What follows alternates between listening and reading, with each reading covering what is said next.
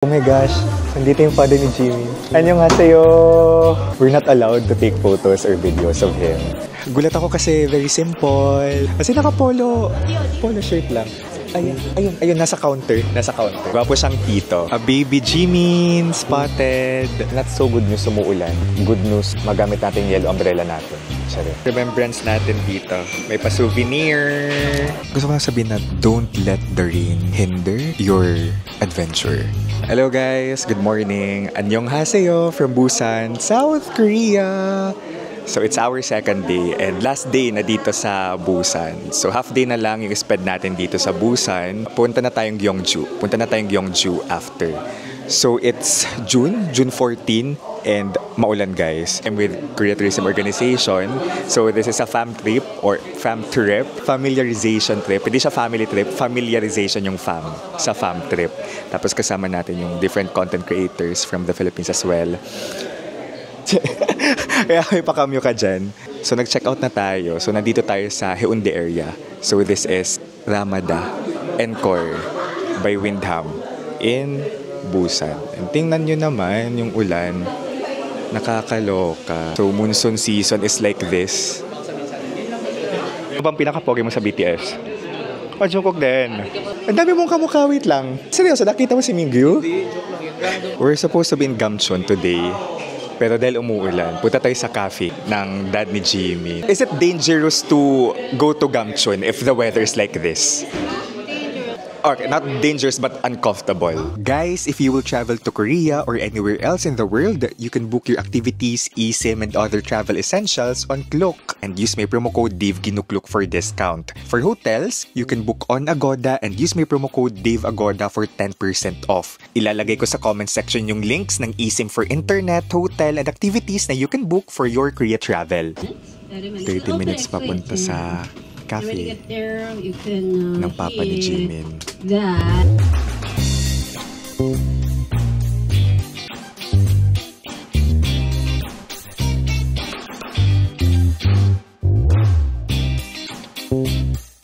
Alam nyo guys, kapag umuulan ng ganito, meron naman kayong mga pwedeng gawin na indoors. For example, cafe hopping, magpunta sa mga museum, or magpunta sa mall. Yung Korea naman, ay, wow! Patugtog si Tita Sara. Dito sa Busan naman maraming indoors na pwedeng gawin. For example, yung Arte Museum. Check nyo na lang yung weather every time magto-travel kayo para at least ma-plan yung itinerary. Lakas din maka-main character ng umuulan tas ganito yung background music natin.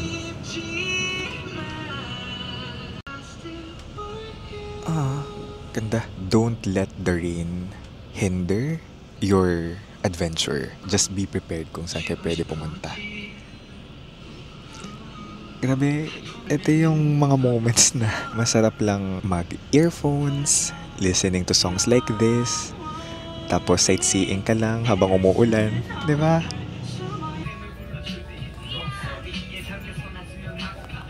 Ganyan pala mag-vlog ang isang Ate Mimi. Ganyan yung mga mabilisan. Totoo. Live na live from Busan. Parang ibang lupalop na to ng Busan. Tsare. Hindi na siya Magnate Cafe.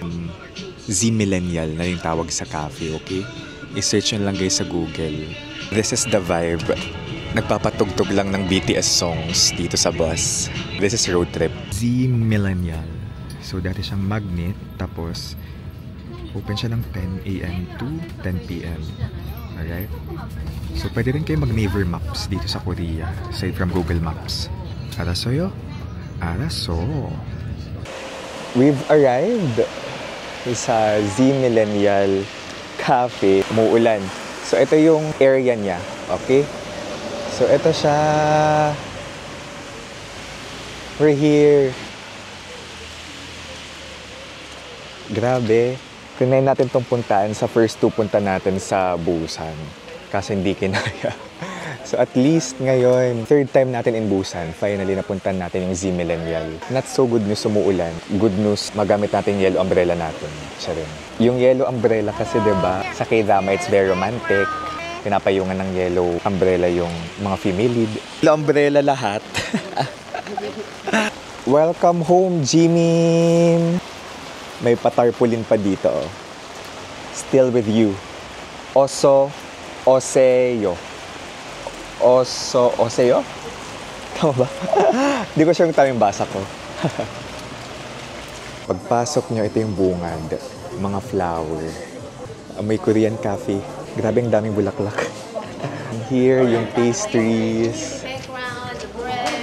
Oh my gosh. Nandito yung father ni Jimin. Annyeonghaseyo.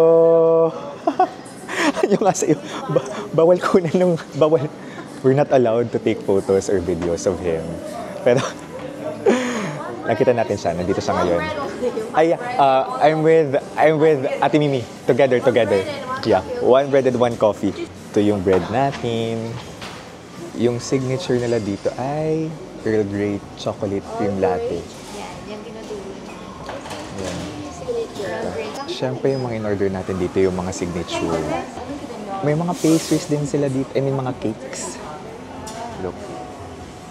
Hindi ko makumpute ngayon sa utak ko yung presyo, range ng price, kasi may hawak pa ako, pero mamaya ikalki ko yan. Yung prices nila dito ng drinks starts at... Yung prices ng drinks nila dito, yung mga coffee, beverage, cold brew, start siya ng 200 plus, then to 300 plus. So I feel okay na siya compared sa ibang experiences ko sa ibang cafes dito sa Korea na may gosh, umabot ng 10,000 won, 400 plus, 500 plus. So dito, okay na yung presyo. 200, 300 plus the experience of coming here, I think it's very sulit. Batay sa conversion ngayon, yung mga cake, pakita ko sa inyo. Nasa ano siya? 300 plus.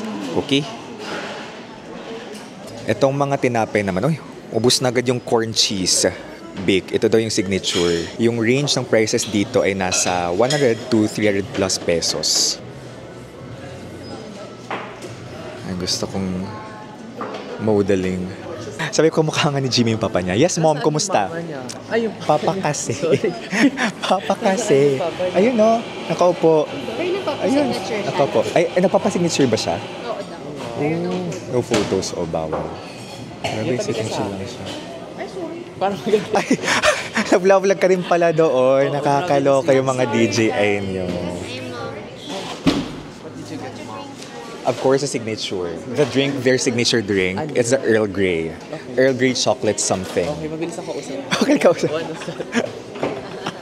Gusto ko yung food vlogger nakikinig sa akin.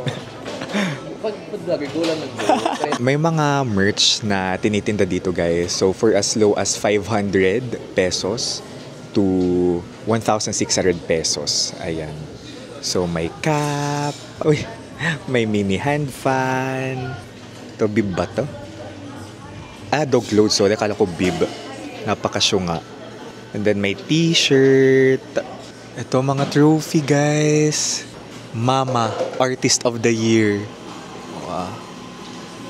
Nandito pala, guys, yung papa ni Jimin. Gulat ako kasi very simple. Kasi naka-polo. Polo shirt lang. Ayan. Kanina nandun sa upuan. Pero, I think po, ayun, nasa counter. Nasa counter, nakakap. Pero bawal kasi picturean, bawal videohan. So, his mere presence makes our day already. Kamukha niya, sabi ko kay Tita Sara, yung tour guide natin. Totoo, gwapo siyang tito, yung papa ni Jimin. Yun, very humble. Damang-dama ko sa aura niya. Smile, ganun. Amazing. So, minsan lang daw siya dito, kaya we're very lucky to have him in one area. Feeling ko nandito na rin si Jimin. Okay, so we ordered, this one is a signature, yung corn cheese bake, tapos yung salt, salt bread. Salt ineme bread, okay? Tapos ito yung drinks namin. And apparently, meron silang freebie, ballpen, nakakatuwa. Tapos, alam niyo, mura lang siya. I mean, mura siya as compared sa ibang cafe sa napuntahan ko. Cheers! Hindi pa halo. Isa sa mga pinakagusto kong ginagawa talaga sa Korea, mag-cafe hopping. Pero nahihirapan din ako. Kasi gusto kong makapture lahat. Kasi di ba napaka-aesthetic ng cafe? So gusto ko siyang makapture. Parang bawat corner. Oo, bawat corner. Pwede mong punan. Tulad ngayon, hindi pa ako kumakain. Pero kakain na ako. Hindi pa ako nagbe-breakfast. Sobrang life-changing talaga ng cafe housing. Nung nag-work pa ako, parang 3 weeks ako nandito. Just cafe hopping kasi I was also working from home. Like yung ginagawa ko. Parang 2 cafes a day ako nun. Isa sa morning, isa sa hapon. Pero dito kasi yung cafes talagang parang it's really made for you to stay. Tapos yung cafes nila, di ba, parang floors, mga saksakan. Every floor, iba yung theme. So, kahit mag-isa ka, walang alam talaga sa'yo. As long as wala ka naman, hindi ka maingay, alam mo. Meron pala ditong room for maramihan. Group seat for more than 5 people. A baby Jimin spotted. May mga nag-work din dito. May mga nagla-laptop. So, pwede kayo mag-work from home. Yung remembrance natin dito. May pa-souvenir na ballpen. It's important to know, Lego dito, clean and go. Alright.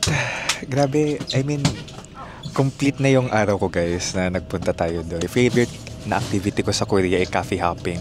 Kasi feeling ko nakakahinga din ako. Hindi pa lakad-lakad, pero at the same time, you can still feel the culture. Yeah, I hope you have enjoyed it much. Very much. Yeah. Yesterday was the anniversary of 13 years. Yes. BTS, after its debut, 13 years already. 13 years ang BTS. Nag-concert sila kahapon sa Seoul. I saw them when they first debuted. They were in like teens, you know. Yung BTS, my gosh. Oh. Jungkook and Jimin and Lee. Such an amazing, experience. Yes, You shake amazing hands experience. with- How many of you shake hands with him? Really? So it's allowed to shake hands? Not you, okay? I didn't know.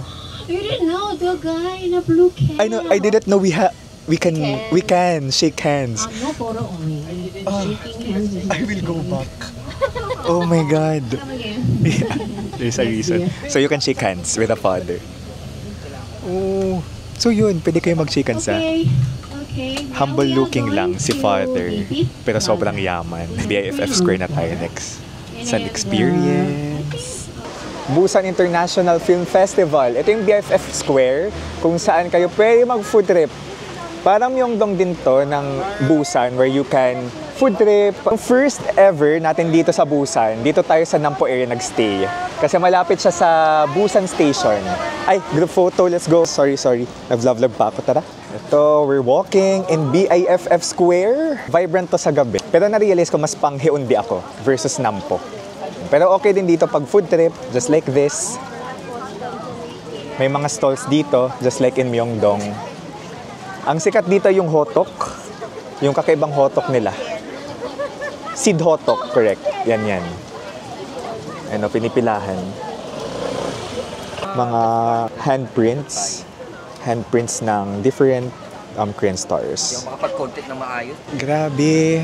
Actually, okay din talaga yung Nampo to stay at. Kasi, to stay in, to stay on, siya rin. Kasi ang dami ding shops. Look. Our restaurant is... So, ito yung restaurant natin. Di ko siya mabasa because it's in Hangul. So, tara, for the lunch na tayo. Nandito tayo sa second floor. May mga side dish na here. Or banchan.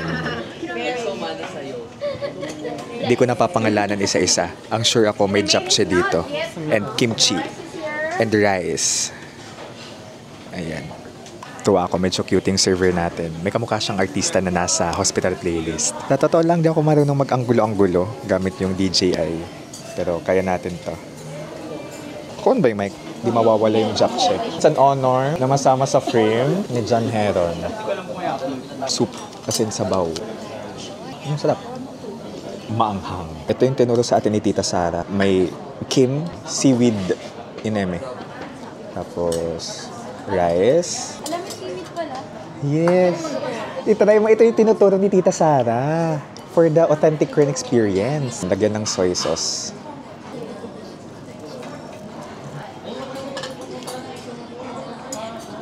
Hindi pa nga nalulunok, gumagawin ito na. Siya rin. Eto, we're back. So maraming shops dito guys ha.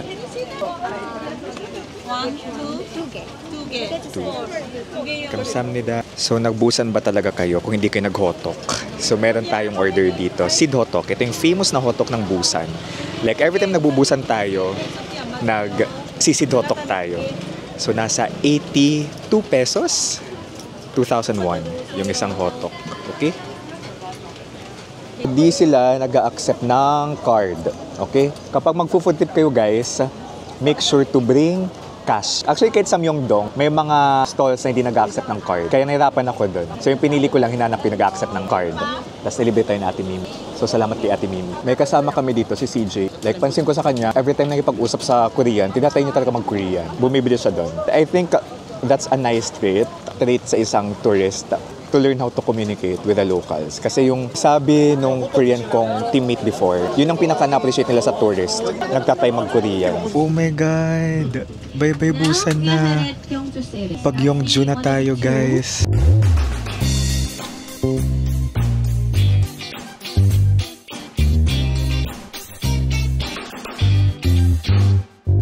One day and half day lang tayo dito sa Busan. So sana yung dalawang vlogs na ginawa ko for Busan makatulong sa inyo para magkaroon kayo ng idea kung saan kayo pwede pumunta dito sa Busan.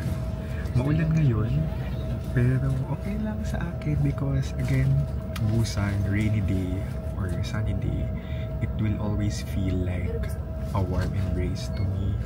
Like ngayon, very cozy yung weather. May payo naman tayo, so make sure na meron ka ng payo. Cozy yung weather, you can do activities na indoors. Kanina, nag-an tayo coffee hopping. Ay, coffee hopping, sorry. Isang cafe lang. Sa Z Millennial Cafe. Z Millennial Cafe. Tapos, nagnampo. Kasi kapag nasa Busan tayo, dapat hindi nyo ma-miss out yung Seed Hotok. Seed Hotok. Oh, miss ko yung Busan. Kahapon, actually nakakapagod. Pero naisip ko talaga na itong trip, parang ni-recalibrate ko yung utak ko kahapon. Na yung trip na to, it's not everyday na nakakasama tayo sa fam trip, diba? So, instead na isipin ko yung pagod or yung bilis ng itinerary, gusto ko mas namnamin siya. So, medyo nasesenti na rin ako na parang hala, pero parang dinadread ko na yung days na malapit na siyang matapos. Like back to reality, the people that I've been mentioning to, parang hindi ko din sure kung kailan ko din sila makakasama, diba? So everyone's nice, and I think our Busan experience was also nice because we were with nice people. Pwede yung tour guide natin, tinatawag ko na siyang Tita Sara. I think siya yung pinaka-warm, warmest tour guide na nakasama natin. She's really modern. Sana nakita nyo kung bakit Busan yung favorite kong city sa Korea. The mixture of pagiging laid back and then yung pagiging city niya, it's for me. I love Seoul kasi marami kong pwedeng puntahan sa Seoul, pero iba yung vibe ng Busan. See you guys sa Gyeongju. I-separate vlog ko na lang siya. So ganito ako mag-vlog, separate para mas marami akong nasi-share sa isang experience, and kapag may magse-search about certain stuff, for example, yung accommodation, ganyan, or other stuff, as in mabilis na lang siya mas-search sa YouTube. So this is Dave, guys, the Korean Traveler here from Busan. Pag Yeongju na tayo, samahan niyo ako until Seoul. Let's live our best lives. Bye-bye!